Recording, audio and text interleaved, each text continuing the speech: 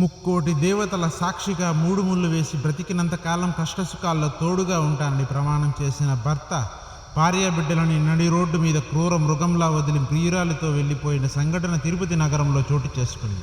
ఆదరణ కోల్పోయిన అభాగ్యురాలు తమకు న్యాయం చేయాలని పోలీసులను ఆశ్రయించింది. అసలు ఎవరు ఈ అభాగ్యురాలు, అసలు విషయం ఏంటి? వివరాల్లోకి వెళితే ఈమె పేరు సరస్వతి, భర్త వెంకటాచలం. తిరుపతి ప్రియదర్శిని కూరగాయల మార్కెట్లో వ్యాపారం చేసేవారు వీరు. తిరుపతి పెద్దకాపు వీధిలో నివసిస్తూ ఉన్నారు. వీరు 13 సంవత్సరాల క్రితం ప్రేమ వివాహం చేసుకున్నారు. వీరికి 8 ఏళ్ల వయసు కలిగిన ఓ కుమార్తె ఉంది.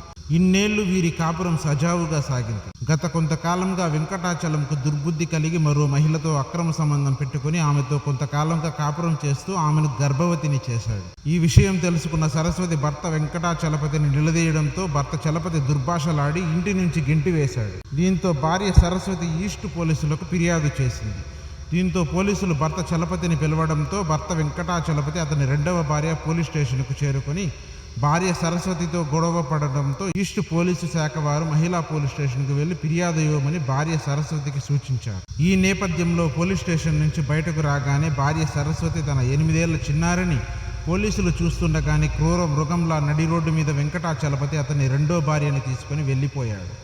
దీంతో అతని భార్య ఏమండి అంటూ అతని వెంట పరుగులు తీసింది.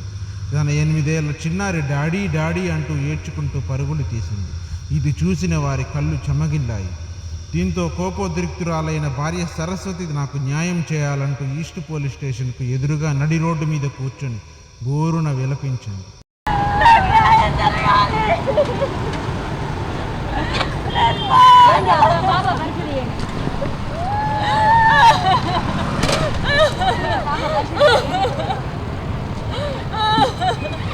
దీంతో ఆమెకు నచ్చజెప్పి దిశ పోలీస్ స్టేషన్లో ఫిర్యాదు చేయాలని సూచించి అక్కడి నుంచి పోలీసుల సహాయంతో మహిళా పోలీస్ స్టేషన్కు తరలించారు.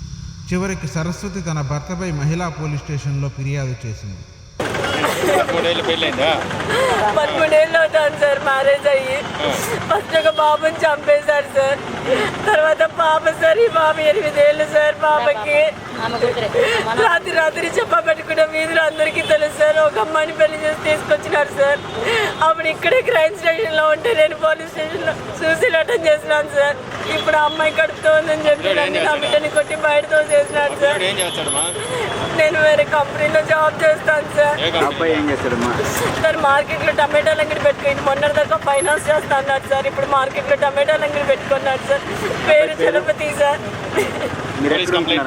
నేను చిన్నకాపులో ఉంటున్నాను సార్. పోలీస్ స్టేషన్కి వచ్చి పొద్దున్న వాళ్ళని అడగడానికి ఇంటికి వెళ్తానని కొట్టి బయటతో చేసినాడు సార్. పోలీస్ స్టేషన్కి వస్తే పొద్దున్న నుంచి ఇదో అని పిలిపించి మాట్లాడి పంపించేసినాడు సార్. నాకేం న్యాయం చెప్పలేదు సార్. నాకేం చేయలేదు సార్. నాకు న్యాయం జరగకపోతే నేను ఇక్కడ నుంచి పోను సార్.